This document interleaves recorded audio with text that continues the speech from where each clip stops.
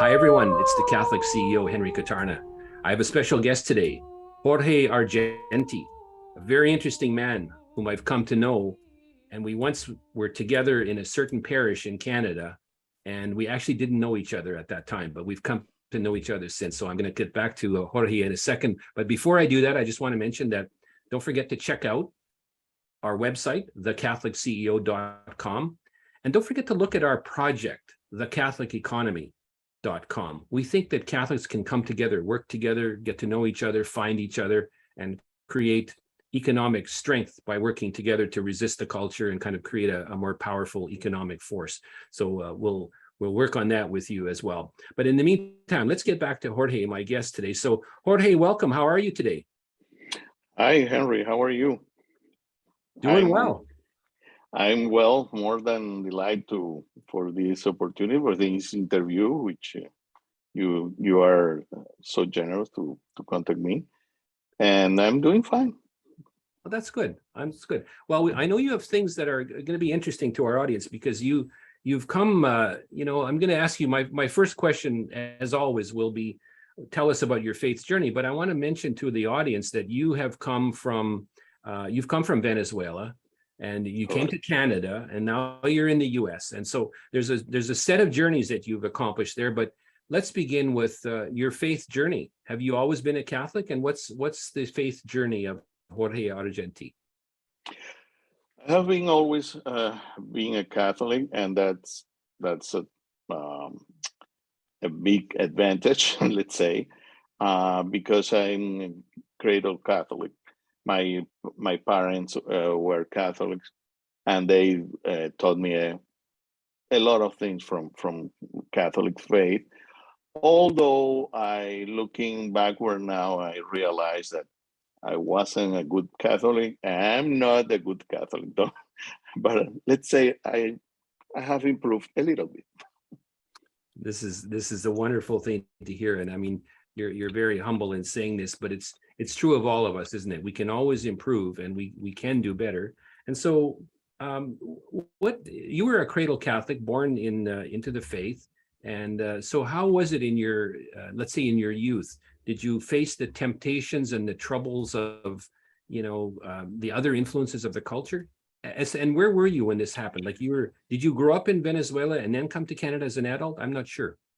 Correct. Yes, I we moved to Canada. I was already married, and we moved to Canada in 1998. We started the process 2 years before that, and in my youth and my university years, etc. Yes, I was attending every week mass, but nevertheless, I was too involved in the culture, in the current culture, and also, uh, let's say, not thinking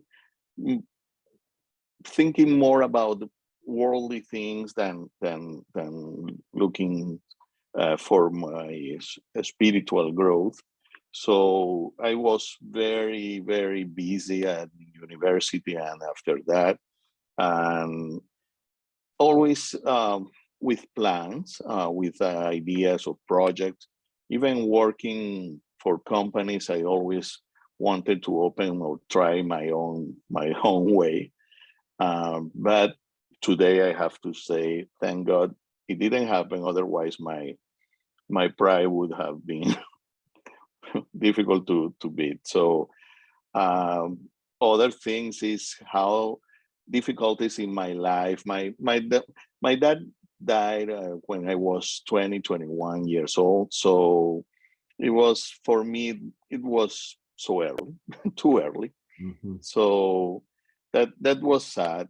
But that allowed me to start looking the world in a different way. I mean, it's not just the family anymore. It was also okay. Now you are out of university, you are graduated, you need to start working, and but I was too self-centered. That's the real problem for those years, and lasted. many years. Mhm.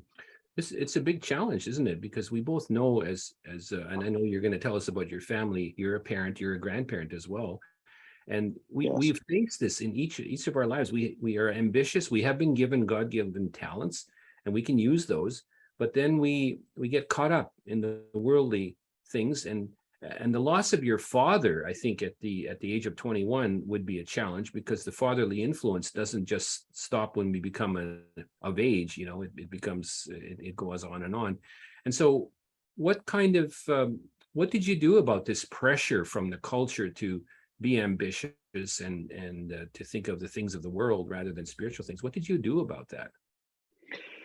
Well, I wasn't doing just, let's say, the barely minimum.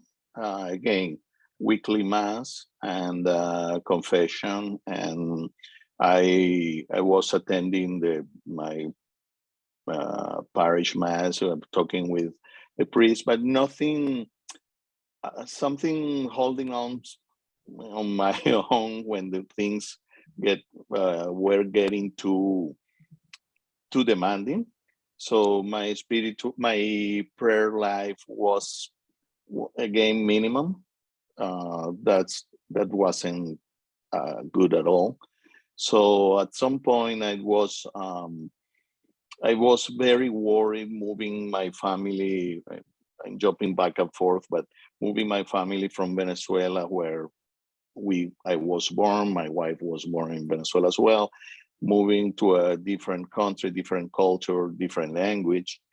And although I kept my company in Venezuela open for a while until, well, the political situation forced me to practically close the company, um, I was worried and being attacked, spiritually, to being always anxious and uh, having fear of, okay, what I'm doing here with my girls were just, when we arrived, 3 and 5 years old, so Mhm. very young. Yes. My wife. So I said, what I'm doing here, what it, it has a meaning. So now I can say yes, it had a meaning. But all the at that time I was, don't be afraid wasn't my north. So I was afraid about the future. I was afraid what could have happened to my family, to myself. So, and uh, particular situation when I started looking for a job in Canada, it was difficult. It was for a long, long period, so I couldn't find a job. Um, I think for the first year, something like that. So it was, for the family, it was challenging as well. So So you've had this challenge, but you changed. I mean, you moved to a different country and you changed you learned a second language, and then you had to find a job, and I gather you had a business. What part of the work of the Catholic CEO, as you know, as we work with Catholic businesses, what did you do in Venezuela? What type of business was that? it was a subcontractor for the main telephone operators and Mhm. companies like Alcatel, Siemens, Mhm. and Japanese NEC. Uh, so we were doing. There was for long years, it was an investment, a big huge investment into the upgrading or revamping of the Yes. network, telephone network. So not cell phone, but the normal red Yeah. and network. Sorry, and that was a good timing for me to start my company, and it grew, thank God. And there were so difficulties, but it was also very, very um, success. Well, mid company. I'm not talking anything big, but it was in my area. It was successful. So that, but in parallel, the country, and this was before our beloved Chavez, the country, the situation, especially for a young family. You young kids, you want to take them to the park and have fun. The security aspect was getting worse. So that's why that my wife and I say, okay, we want to grow up our girls here, practically at home and not going outside, because it was a situation where you don't know if somebody is going to stop you for a thief or something like that. Yes. And we decided to try to move to Canada, and we applied. We started the process, and it was successful. And in 1998, July 1998, we moved to Canada. That's wonderful. In many of our conversations, Jorge, we talk with Catholic business owners about how you can be Catholic and successful in business. And, the discussion is always one of the tension between those two topics. But what's interesting about what you just said is we're talking about personal danger for your family and your children. And so I can see that it's a different level of that kind of polarization of those two questions. So you're a man of faith. You grew up in the faith, and you felt the need to come to Canada. What happened in Canada? Did you form a business here? Did you get a job? I initially, after I had to close my company in Venezuela, 2-3 years when Chavez was in power, and the situation became with the general strike was pretty bad.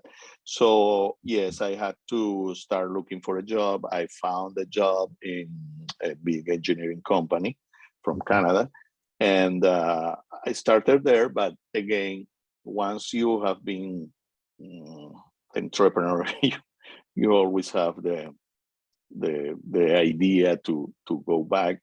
And for the last 10-13 years, what I was consultant for companies, power utilities company in the telecom area, and that again oil and gas as well for an engineering company from Australia. And that's what I was doing before moving to US. We're going to talk about your move to the US as well, but it's interesting about your business. You're an entrepreneur.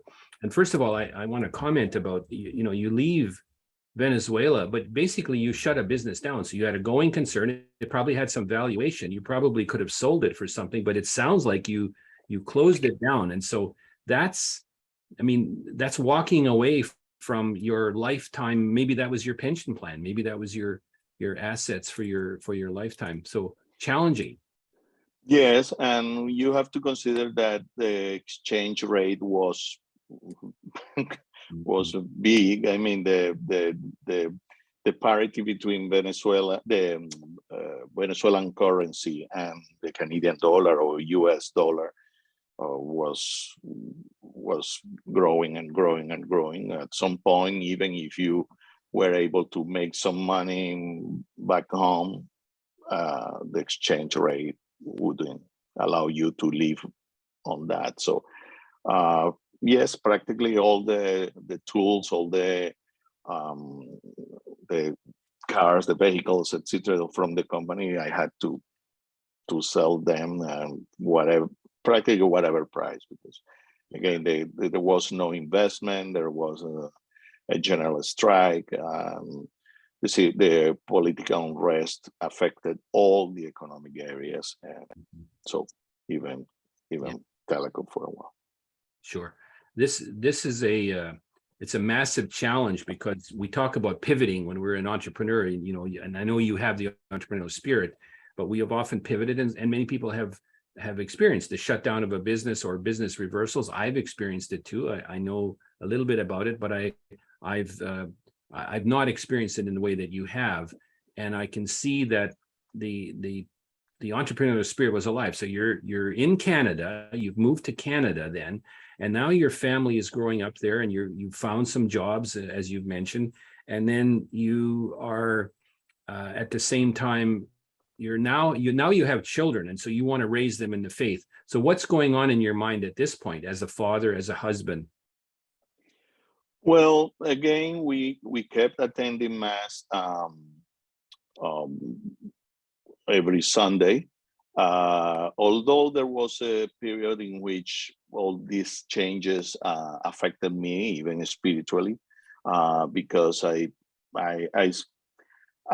was thinking, what's the meaning of all of this, and kind of saying, okay, if I shouldn't have moved to Canada, why it was allowed. So, a bad approach instead just thinking, okay, if God allows this, is for a reason, and He knows better, and maybe or most likely I deserve this, and so there is a lesson here that I have to learn. The approach was more than, I was mad to the situation. So that lasted a few years, and a little bit at a time. Thank God, we always had a house, and uh, God provided for food, etc. So that that's something that now every day I thank God for that. But it was a pretty bad period. After that, starting working as an engineer and becoming an engineer in Canada, I was able to start to get acquainted with the environment, with an engineering environment of the different power utility and oil and gas areas, and looking for opportunities. Those opportunities, as I told you before, were just as a consultant. Although my idea was always, okay, if oil and gas, which is very, very volatile, up and down, is not stable. Well, power utilities is stable, but there was a period in which both weren't performing. So that's so. Yes, my family was my girls were attending school.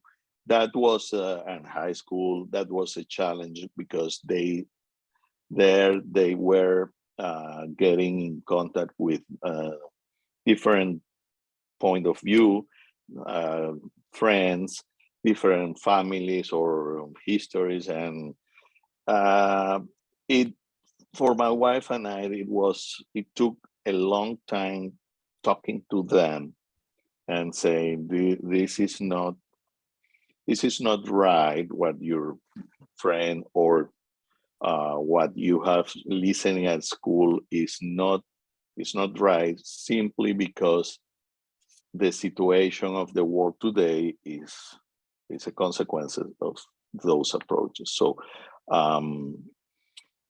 for us, even after mass, there is a family joke that there were two homilies, one the priest's homilies and the second mine, driving back home, Yes. explaining. Yeah, Yeah, I know that one. I have followed the two sermon method all my life too, and I know that I can fast forward and know that your children have turned out fine, and thanks be to God. yeah, thank God. For both of us, we know that the second sermon of the dad, I think, is possibly helpful. Back then was pretty boring for them. Sure, of course. But and so tell me about, so again, the pressure on the faith in a new country. So you're learning a new language, your professional skills are improving, and you've got some gigs, you've got some jobs and contracts. And what would you say is the thing that I can, again, I know your family, so I know that you've kept the faith, but how did you do that? I think people watching today and listening would be curious about how you do that, because the pressure in the culture we're very well aware of. How did you bring it to the point where at least at this point, your children are in good shape with the faith. Well, I think, I mentioned before those difficult years that is too much, but let's call them as the dark night. Yes. Okay. Yes. Mhm. So there, I started to wake up early in the morning, very early, and turning on the TV. I didn't have to go to a job or an office, etc. And there was Mother Angelica, EWTN, with the Rosary. Yes. And every day I was praying the Rosary with her and the Chaplet of St. Michael. Mm-hmm. Mm. I would say that was the beginning of this journey that's still going on. And praying the Rosary, to me, if somebody asks me what has been the turning point, was praying the Rosary daily. So that allowed. It's not a recipe. It's not that something immediately or magically worked. But now I say, if somebody asks me, start praying the Rosary and be patient, because problem is our worst enemy is ourselves. So that's the. Yeah, you've said some powerful things here, because the devotion to the Rosary, Our Lady has promised that those who are faithful in that devotion will be, they will be given the graces to necessary for their state in life. And so this is perhaps the thing that you've done that has helped. Oh, I think so. I think so, seriously. And since then, my praying life has increased and be stable. And I mean, every day praying different chaplets, or always the Rosary, but other prayers. And now I have to still improve a lot in my meditation. So being more constant, or more to meditate daily. So in spend time, and even better if it's possible before the sacred, how do you say in English, sorry, the word, the Santissimus there. In front of the Blessed Sacrament, you mean? Blessed Sacrament. Yes. Yes. Correct. Oh, yes. Yes. Wonderful idea. And in the spiritual journey, we are well aware, both of us, that, and many people do this too, we start with what we call, spoken prayer, but then we move to mental prayer, meditation, where it's a different kind of union with God, and we enter into a more perfect, more close union with Him. And it's quite an interesting thing to observe, because from that intimacy comes a greater degree of trust or abandonment, I guess you could say. Say something about that. I know you have something to say about that. It has happened as always God things, that they happen and you realize later.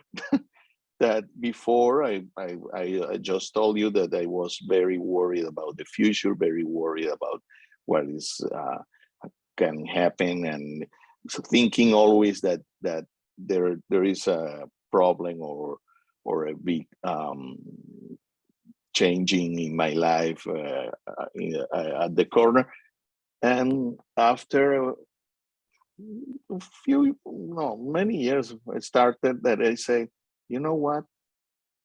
We are in God's hands, and starting realizing that regardless what I do or I try to do, or having the hubris of thinking that the solution is in my hands, realizing that that's not true. Trust me, the teaching was painful. Yes, we learned the lessons. But the lesson was learn and say, No, it's not. I don't have uh, to tell Jesus what to do with me. It's the other way around. So it's not that I'm not going to do anything, but realizing that where I'm doing now at this moment, he knows that it's happening and he allows it, and it's for a reason. I don't know exactly why. I can later realize, if he wants to, for me to realize what was the reason for spending. For instance, my two daughters had married Canadians. They met them practically, let's say, at Mass. So that's the reason we moved to Canada. Yes. So that's something that you say, maybe was this the Sure. case. And there was, it was painful, maybe because I was disobedient, or trying to tell Jesus, or no, you I know better.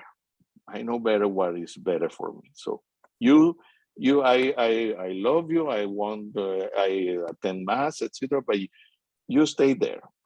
I deal with it, and that's a big, very painful mistake. Yeah. I made.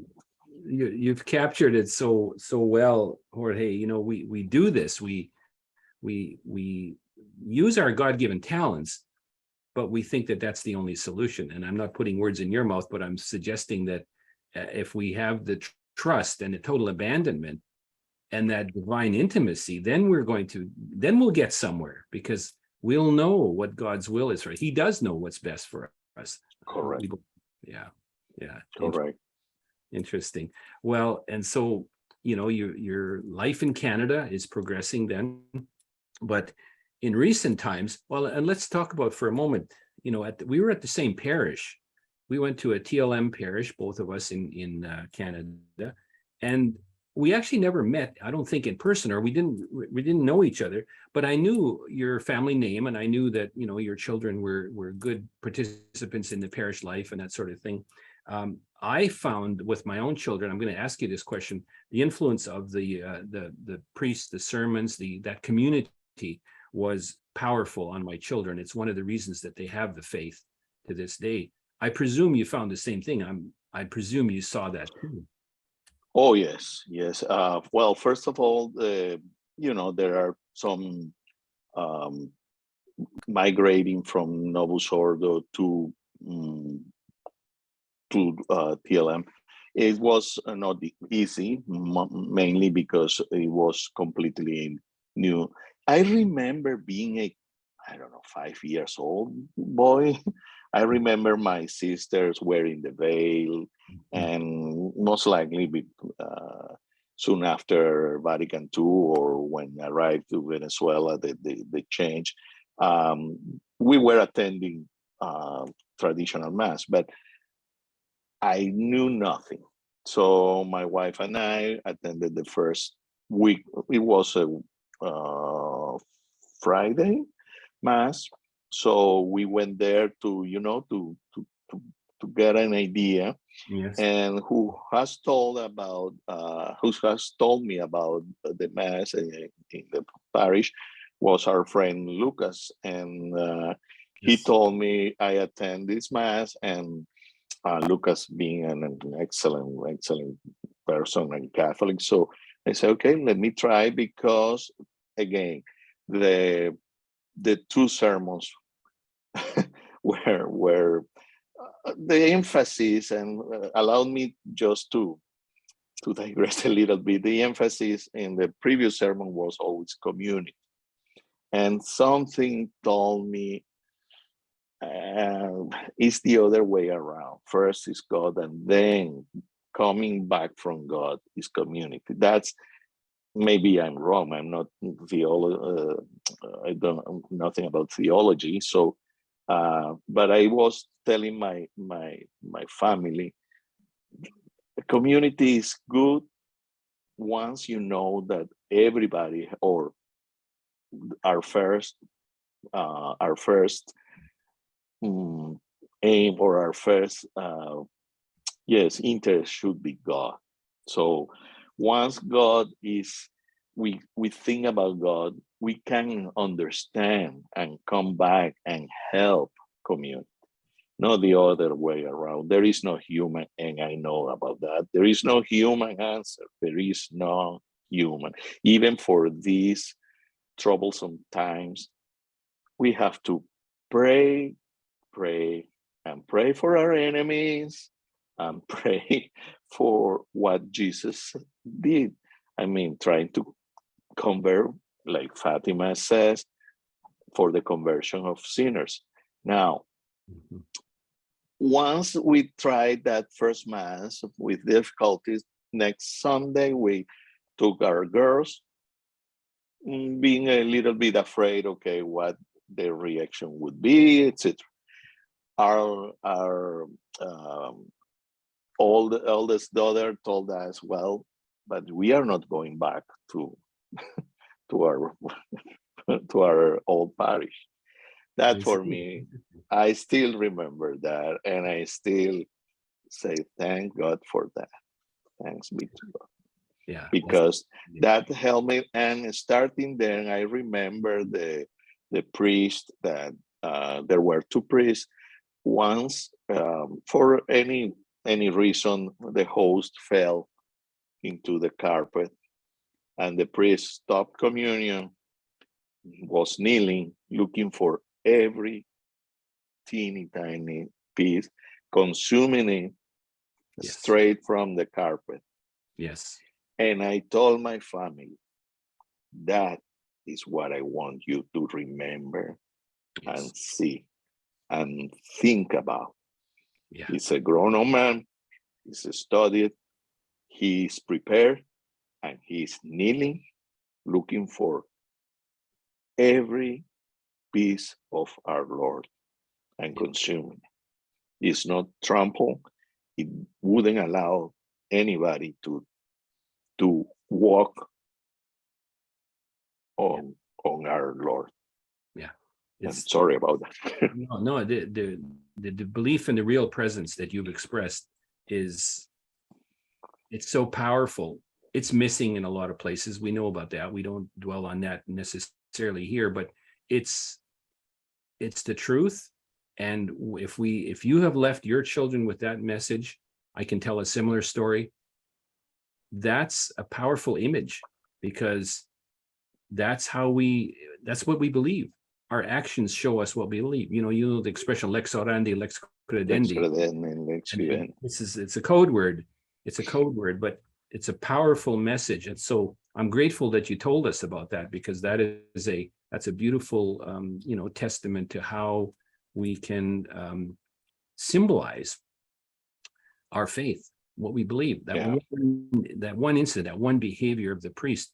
And as a young altar server, altar boy, I recall being trained, because I attended the traditional mass as a young boy until the changes occurred.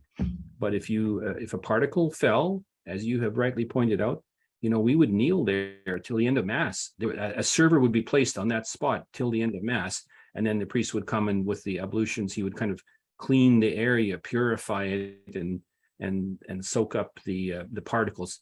So this is a powerful image, and our faith is full of images. So it's a beautiful story. It's wonderful.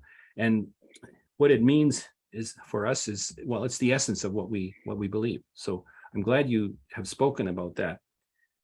At a certain point, then your family now finds itself, you're in the US, and so you have once again moved to a different country. And what's happened? Where are you? What's going on?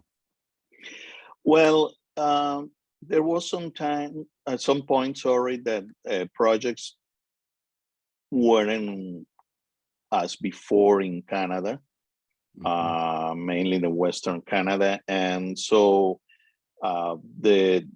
both area, oil and gas and power utility, which pretty rare, but it happened. So I applied for similar company similar, the same group, as I found out later, in US. It was originally in Nevada. So they looking at my resume, practically telling every specific um, aspect they were looking for, because the job was the same. So they asked me for an interview.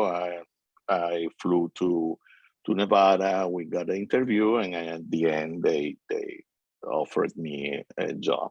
So we moved, leaving our girls back in Canada. That was kind of painful, Yes.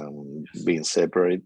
But let's say every now and then my wife used to go back and visit them. So in the meantime, I was getting again a flavor of the differences between the US and Canadian environments at work and people. And right now I'm in Florida, between Aventura and Ave Maria, which is close to Naples, Yes. and working online for a company in Denver in a project for the airport. So that, again, thank God for the city, Ave Maria. So it's the best city in the world, just because of the name. Yeah. And go ahead. I was going to say I've known other people, probably, or even your neighbors perhaps, who are there for that very reason. And it's a little bit off of our topic today, but I'm coming to know a few people in the Catholic Economy project of ours that are starting to form communities around monasteries, abbeys, convents, or a city like you're in. I know the story, and our listeners and our viewers will know the story. You're gathered there not just because of economic reasons. In fact, you've already said to us the job it's a remote job. You're working remotely, but your home is now near a place that has higher education, and that it's a center of the faith. Oh yes, and well, being the Virgin Mary, Mother of God. So that's I think, I don't know, but I think there is a reason also for this. So yeah. And my daughter and my son-in-law moved here as well. So having my grandchildren here is a huge joy. Yeah, no, it certainly is, and I'm glad that you've told us about that. Let's ask you now, Jorge. You know, you've lived in 3 different countries. You have moved to a different culture twice. You know, because the American culture is different from the Canadian culture, similar in many ways, but different. If families are watching, what do you tell parents today about how to preserve the faith in your children? You've told us how you did it, and how, our Lord, let's put it this way, maybe you cooperated with our Lord in doing it. But what would you say to parents? What's the lesson of how you preserve the faith in your children amidst this culture, amidst the craziness that goes on even now in such unbelievable ways?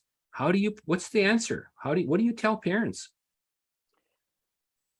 Well, there is not other area where you have to invest so much time and like Saint, the mother of Saint Augustine, Yes. song of many many tears won't be lost. So this sound bad in the sense that your life has to be devoted to them, especially when they are teenagers and the young years after, not more teenagers, but when they start working and attending different cultures and areas, especially today, but you have to spend yourself with them, because there is no other. Well, first of all, because once we die, that's a, if not the main, if the big portion of our judgment will be, how did you preserve your family Yes. for me?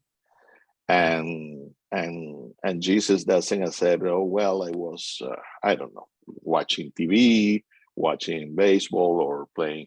Yes, there was a time, there is a tendency, normal tendency for doing things like that. Yes. Today is pretty easy. Today is very even affordable, etc. So, but that doesn't mean anything. So I would say, tell parents in omnibus rebus respice finem, and in know everything, look at the end. And the end is, we, before Jesus Christ, how did you preserve your family? Not just daughter, children, but also your wife, myself, to me. And I hope that the answer for everybody is, well, I tried my best. So, and that sometimes, or many times, especially today, is well, I wanted to go to for a beer with my friends, but my son came up with a problem that I know it looks for him, for her, oh, something big, but to me is something with not that much importance. But pay attention and spend time and call your friends and tell them, sorry, there is something more important. Yeah. In a practical way, was something very particular, that is avoiding um, um, sleepovers as Yeah. much as possible, Yes. because Mhm. there are many things learned during sleepover, Mhm. and limiting the media, or staying with them when they are watching the media today. Unfortunately, is our enemy. The culture is our enemy. They are attacking our families. If we don't realize that this is a war, and we are uh, complacent and thinking, well, no, they can watch this program and there is nothing but there. Think twice. Think Yes. twice, because there is an agenda. The agenda is more clear. 20 years ago was kind of difficult to talk about that to our daughters, but reality is, now they understand, oh, that's why my mom and my dad spent so much time talking about Yes. the attacks. Yeah. So it's such a serious point. And we're going to touch on something that's related to this. You mentioned about spending time with your children on problems that may occur for them that may be routine for you as an experienced adult, a father, a parent. I know that you're an entrepreneur, and you know that I come from a family business too. I'm third generation in a family business, and there's something to be said for keeping your children close to you in that sense as well. And so I know that you mentioned to me recently that you have a project underway, and would you be able to tell us about that with your son-in-law? I guess it's a family business. That's something that is interesting too. Yes, here, well, Florida being Florida, we open a company called Patron Home Services, mainly for home watching, for snowbirds. So trying to keep them informed and going to their properties, and give them kind of mm, rest of mind that their property is being taken care of.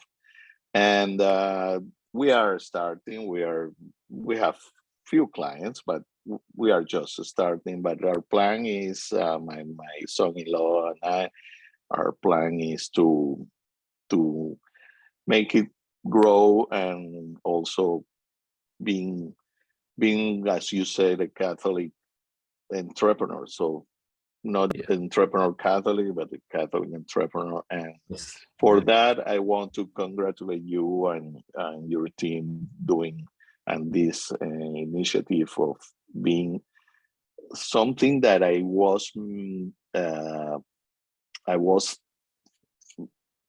for sure missing in this whole world. Is not. There are other denominations that have entrepreneurs. They are successful, but Catholics were lacking of a person, a leadership that's saying, okay, you can be both. You don't have to lose your soul in the way. So be fair with your employees, if you have any. Be fair with your clients. Don't deceive them. Be fair with any aspect, and always with an orientation of being a good Catholic and showing other people this is what a Catholic entrepreneur is. So you don't have this. If it was an excuse, it's not an excuse any longer. And always is like also being happy. So Yes. people think, especially for traditional, people think, I don't know, maybe I have the impression that people think, oh, the traditionalists are a kind of sad people. That's not true. No, it's That's not not true. true. No. And it's not true. You can invite me for beers and I'll go. So now we'll always uh, keep in mind that we are Catholics, and that our faith is the our main reason to exist and to Yes. go, like the prodigal son, back to the father's home. And someday, hopefully, we'll be there. But now we have to provide to our families. That's another balance that is difficult. Is sometimes, as being a consultant, I had to work sometimes from home, and again my daughters had a request, and I say, okay, I'm going to go to bed late tonight. But first Yes.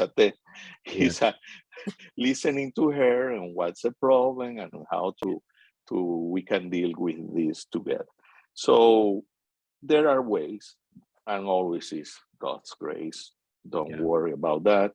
And if you are honest, you don't want to become a billionaire just for the pride of being a billionaire, but to provide to your family. And that's the missing portion that you are trying to cover. And I'm glad, and I appreciate your effort doing that. So it's important. It's important that this culture sees, okay, there are a bunch of crazy people, but they are successful and they are happy and they are having families and they are not having issues, or their kids are not having pills for to to be normal.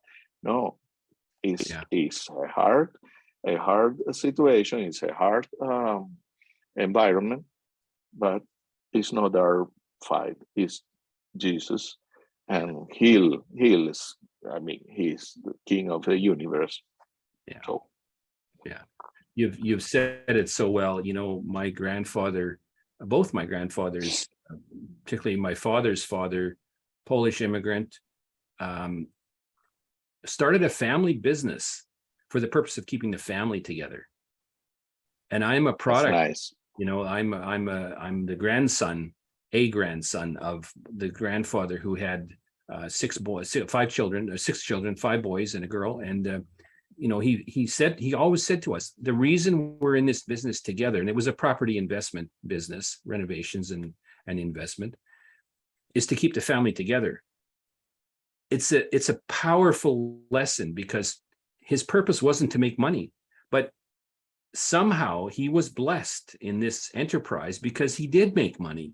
he did build wealth. He did supply income and training for his sons to later become protectors and providers for their family. It's a beautiful story, and I love what you've said. And so I can imagine that with your son-in-law in this new business enterprise, it's a startup. You're an entrepreneur. You've got that entrepreneurial spirit. You're going to have all the startup challenges as usual, but you're going to have, I can hope and believe that you will be blessed because your purpose is to keep your family together and to supply, to provide for your family as opposed to becoming a billionaire. Yeah, that's not the goal. The goal is providing, is being together, is and also, again, is we don't have to be neither sad or unsuccessful. I mean, it's not. It looks like it's a requirement. It's not that way. And I have met many people like you, like other families that they are successful. They have 8 children, 7 children, and they are providing for them, and that's being a real man to provide for your family, a big family. So the difficulties, you say, well, okay, I'll with God's help, I'm going to deal with this and grow a family. That has no price. I mean, you can be a billionaire. I don't know if there is a billionaire with a happy family. I hope so. I'm not saying no, it's not possible. But what I'm saying is, between the two, always choose family. It's so well said. As a consultant for many years, I can tell you that I worked with many prominent families in Canada, in the city that you and I are part of, that we shared. We lived in the same place. I know many prominent families, and there can be challenges. Many of them are estranged from their children, and they don't have a happy life because they focus too much. And so, our Lord has always said, seek ye first the kingdom of God or the kingdom of heaven, and then the rest shall be provided to you. That's a lesson for all of us. And so I couldn't have asked for a better spokesperson for what we do at the Catholic CEO. You've expressed it so well. If we can do that, and if you with your son-in-law can do this, it's an entrepreneurial gig. It's an important thing. It's a startup. You've got all the usual challenges, but the idea of coming together with family is such a powerful story, and I only wish you well in it. And by God's grace, you will be successful. So, and maybe tell us one more thing about you've chosen a particular city to live in, and tell us more about that. You've talked about Ave Maria as the Blessed Virgin Mary as a catalyst for that move, but what else is there about it? Did you go there just for that reason, or what else? I think it's interesting for us to hear. Well, it was initially was my wife. She saw about Ave Maria on YouTube, specifically how, don't ask me. And there was a first visit. We came here. It's a small city, and but the emphasis in a family city or town, but a family small city. And so we came here, we look around, we like it, but we were at that time Denver. So Denver, as you know, for growing a family is becoming challenging, although there are other satellite cities. But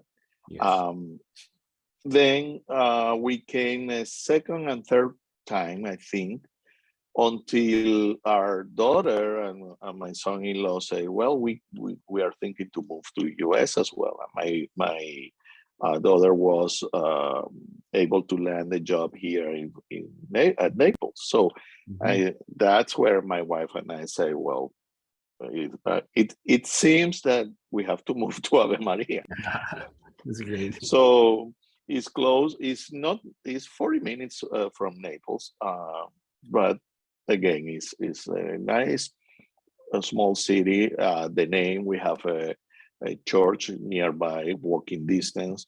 We have there is always the university, but also the exposition is open all weeks. I think the weekends they are limiting or something lately, but those are too many blessings. So Yeah. from that point of view, it's not just a matter of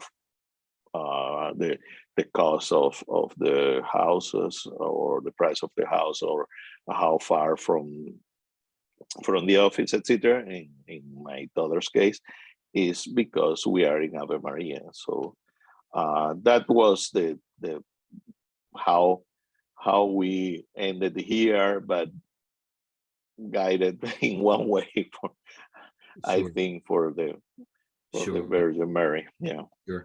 Well, you know, Sunday dinner at the Argentis, right? The kids are close by and the grandchildren, and so there's nothing better in life than that. No, and Oh, I'm yeah. glad we spoke about this again, because this idea of Catholics forming communities around places that have meaning in the faith. So you've mentioned, I mean, we've talked about abbeys and monasteries and so on, and I'm actually working on a project right now with an abbey in the U.S.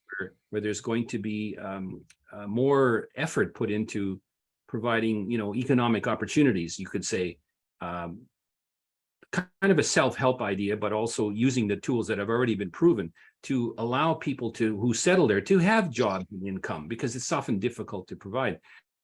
You're drawn to this area. Your wife seemed to be the one that sensed it as the right place, and under the protection of the Blessed Virgin Mary, there you are.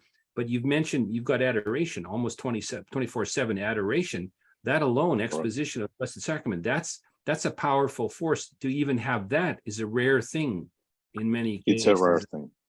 And so it's a blessing that you have it. I think it's fantastic. Oh, I think yes. Well, And, Jorge, and please go ahead. Sorry.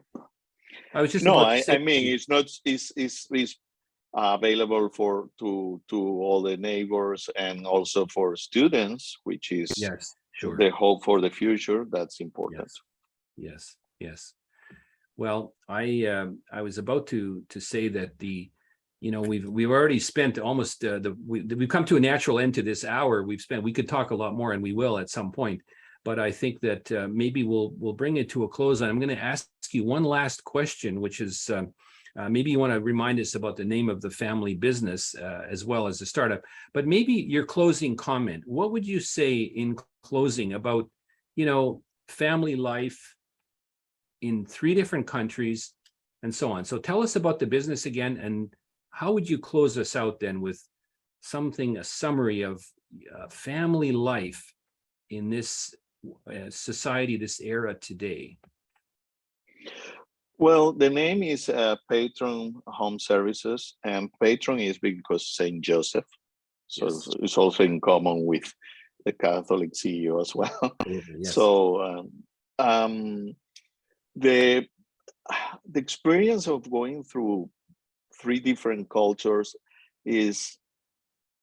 has taught me that first of all, we have to be open to God. I mean, if at some point in my life I told Jesus, no, I know better how to have a exciting life, was nothing compared to once I say, okay, you drive, because it is silly from our part to limit Jesus. And I always remember when in Jerusalem he said he couldn't do any miracle because of lack of faith.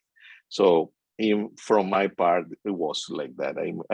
I try to impose my way of thinking, my interest, and so be open and humble, meaning I don't know if it comes from you, but at the same time, it's happening.